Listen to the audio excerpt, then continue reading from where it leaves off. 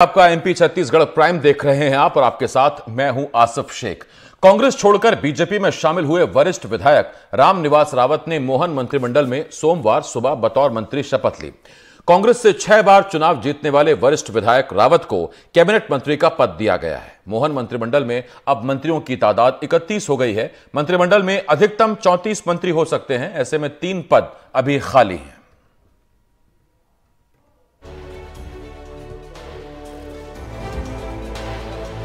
मध्य प्रदेश के मुख्यमंत्री डॉक्टर मोहन यादव ने सोमवार को अपने मंत्रिमंडल का विस्तार किया, जिसमें कांग्रेस छोड़कर बीजेपी में शामिल हुए रामनिवास रावत ने शपथ ली। सुबह 9:03 पर राज्य मंत्री की, फिर लगभग 9:18 पर कैबिनेट मंत्री की शपथ ली। सुनिए आखिर क्यों ऐसा हुआ। मध्य प्रदेश के राज्य मंत्री के रूप में अपने कर्तव्यों का श्रद्धापूर्वक और शुद्ध अंतःकरण से निर्वहन करूंगा। मैं मध्य प्रदेश राज्य के मंत्री के रूप में अपने कर्तव्यों का श्रद्धापूर्वक और शुद्ध अंतःकरण से निर्वहन करूंगा।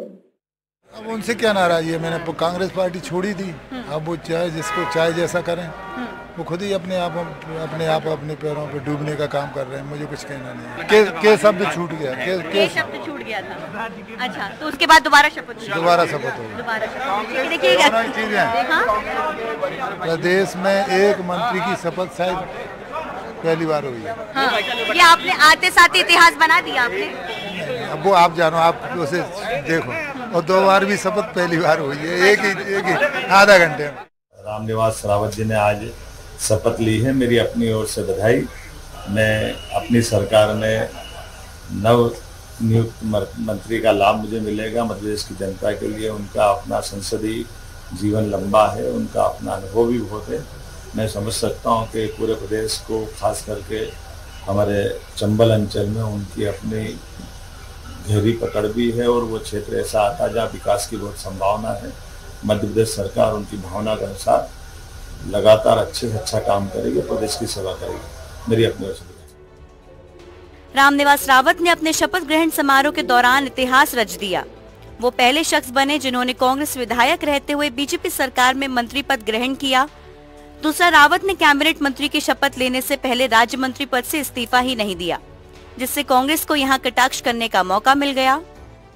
हमारा लगाया हुआ आरोप बिल्कुल प्रमाणित हो जाता है कि उनका इस्तीफा स्वीकार नहीं हुआ है और वो मंत्री बन चुके हैं। तो ये भाजपा की कृपा से मंत्री बने हैं, तो सीधे भाजपा से उनकी सांठगांठ और जो भी बातचीत या जो भी डील हुई थी वो स्पष्ट है कि रामनिवास रावत जी को दल बदल कानून की कार्रवाई से बचाने के लिए हो सकता है बैक डेट में उनका इस्तीफा मंजूर किया जाए, लेकिन ये नहीं होना चाहिए। ये नियम संगत कार्य नहीं होगा। रामनिवास रावत चंबल संभाग से आने वाले कद्दावर ओबीसी नेताओं में से एक हैं। रावत पहली बार 1990 में विधायक बने। 1993 में दिग्विजय सिंह सरकार में मंत्री भी रहे। प्रदेश कांग्रेस कमेटी के महामंत्री का पद उन्होंने संभाला। चंबल में ओबीसी का एक बड़ा चेहरा माने जाते हैं।